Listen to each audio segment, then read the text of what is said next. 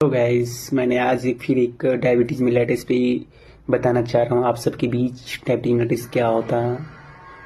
Diabetes Miletus एक non communicable disease होता है जिसमें blood sugar glucose level normal से ज़्यादा हो जाता है। आप लोग भी जानते हैं ये बात कि नॉर्मल से ज़्यादा हो जाता है।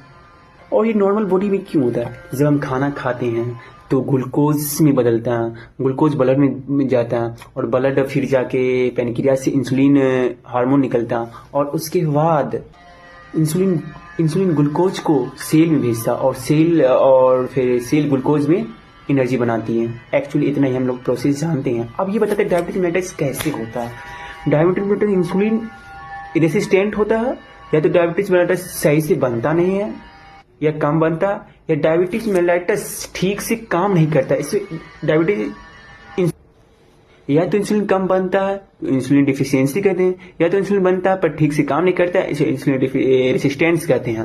अब हम आगे बताते हैं कि ग्लूकोज लेवल ब्लड शुगर बढ़ जाता है तो यही कंडीशन डायबिटीज मेलेटस कहलाता है। मैं फोटो बताऊंगा, दिखाऊंगा ऊपर भी।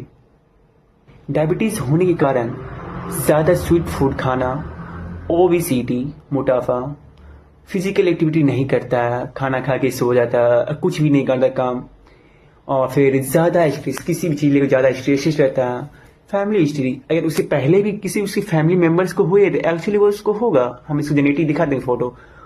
और एजिंग ज़्यादा, ओवर एज, उसे जिसका एज ज़्यादा हो गया। अब हम बताते हैं डायबिटीज मेलेटस के टाइप्स। इसके दो टाइप्स होते हैं, टाइप 1 एंड टाइप 2। टाइप 1 में इंसुलिन बिल्कुल ही नहीं बनता है।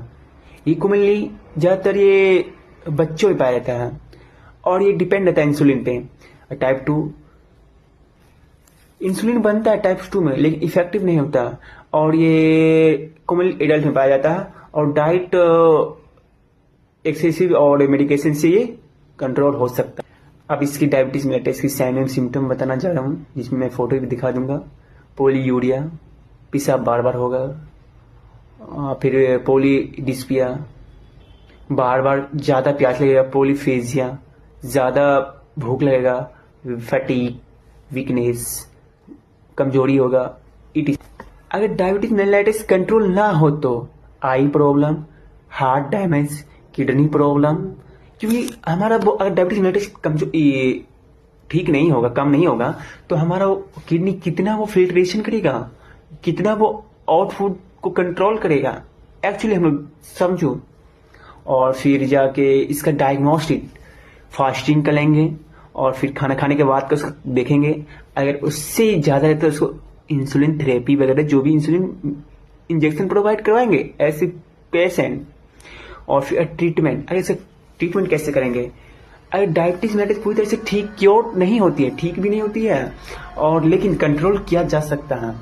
ओरल कंडीशन, ओरल मेडिकेशन देते हैं, इंसुलिन इंजेक्शन देते हैं और फिर रेगुलर एक्सरसाइज करने के लिए कहते हैं और फिर डाइट कंट्रोल करते हैं, फटी फूड अवॉइड करते हैं और लाइफ स्टाइल मॉडिफिकेशन करते हैं। ईटीसी इतना हम लोग करते हैं और भी कुछ करते हैं जो हम हॉस्पिटल लाइन में योजना account S N R. Thank you all of you, आप लोग बने रहे। Thank you. Good morning.